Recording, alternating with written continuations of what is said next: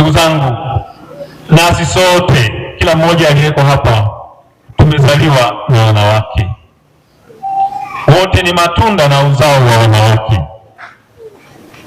Katika nchi yetu na taifa letu pendwa la Tanzania, sasa tunamsubiri mtu wa namna hiyo kama Masia, ambaye ama ameshazaliwa na mwanamke au atazaliwa na mwanamke, aje kuwa mfano huo wa Masia. Nitaeleza baadaye nataka kusema. Tarehe 8 mwezi wa 11 mwaka 1984, Mtakatifu Yohane Paulo wa Pili katika waraka wake Toti Tantakwe, ambapo Bikira Maria aliidhinishwa kuwa mlinzi na mwombezi wa Jamhuri ya Muungano wa Tanzania, ombi lililotolewa wakati huo na aliyekuwa rais wa Baraza la Maaskofu Katoliki Tanzania, Mhashamu Askofu Antoni Petro Magala, aliomba ili kwa niaba ya baraza na kwa niaba ya taifa la Tanzania, aliomba ili Mama Bikira Maria Mkingiwa aweze kuwa mlinzi na mwombezi wa Jamhuri ya Muungano wa Tanzania. Na kuanzia mwaka 2016 Baraza la Maaskofu Katoliki Tanzania iliamua kuwa kila mwaka sherehe ya Mama Bikira Maria Mkingiwa dhambi ya asili itakuwa ikiadhimishwa kitaifa nchini tarehe 9 Disemba kila mwaka, ili kuiweka Jamhuri ya Muungano wa Tanzania katika ulinzi na usimamizi wake. Kwa maneno mengine, siku ya kesho ungepaswa kuwa na adhimisho la misa ya kitaifa kuombea taifa, lakini hatujui kama itafanyika. Hatujui, hatuna uhakika. Hata hivyo, katika adhimisho hili la misa takatifu, naomba na nawasihi kwetu iwe nafasi nyingine ya kumwinulia macho yetu Mama Bikira Maria Mkingiwa dhambi ya asili kwa maombi, sala na dua zetu, kwa kulia na kuomboleza, tukiliombea taifa letu ili lidumu katika misingi yake, misingi ya utu, haki, hekima na amani. Maana kwa sasa taifa hili liko katika sintofahamu, liko katika hali ya machafuko.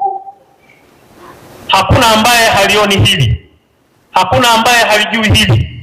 Hata kama ikitokea kwa namna yoyote mtu anazuiliwa kuzungumza, utashindwaje kutoa ushuhuda wa mambo unayoyaona? Tuendelee kuliombea taifa, lakini hatupaswi kuyumba katika masuala ya imani yetu. Hatupaswi kubadilika, hatupaswi kuwa kama kinyonga. Twende tukasome kitabu cha Hosea sura ya 3 aya ya 1 hadi ya 4, ambapo Hosea aliagizwa, yule nabii aliagizwa aende akamuoe mama fulani aliyekuwa anaitwa Goma, na yule mama hakuwa mwaminifu. Na yule mama anatuwakilisha sisi wa Kristo, mimi na wewe, katika mazingira ambayo tunakosa kuwa waaminifu katika imani yetu. Na tena yule mama alizaa watoto, na mtoto wa 4 aliitwa jina si wangu, kwamba mtoto huyu si wangu kwa sababu mama si mwaminifu.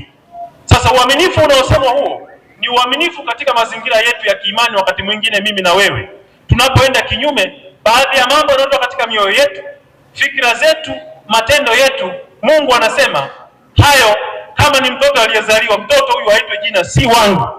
Tumsifu Yesu Kristo. Umama wangu mimi na wewe, kila mmoja aliyeko hapa, mwanaume au mwanamke, ana hali fulani ya kiimani. Sasa umama wetu uonekane katika kuwapa uhai wengine, kuwapa maisha wengine, na si kupoteza maisha ya wengine. Ukiona wewe ni baba, ukiona wewe ni mama, halafu unaruhusu kwa namna yoyote ile kupoteza maisha ya mtu mwingine, halafu haumii, haubabaiki, hautikisiki, haunung'uniki, yaani unaonekana tu moyo wako umekaza kama gumegume, kama una amani, wewe si mtu wa kawaida. Na waruhusu mnipe adhabu ya kunilaumu, mimi si mtu wa kawaida. Katika hali hiyo, tumuombe Mungu atuondoe katika uchafu mbaya wa namna hiyo, katika uovu wa namna hiyo, jambo hili linaumiza sana. Na ndio maana narudia tena kusema tujiombee, tumuombee kila mmoja, tuombeane na tuombeane wa Tanzania, na tuliombee taifa letu. Tumsifu Yesu Kristo.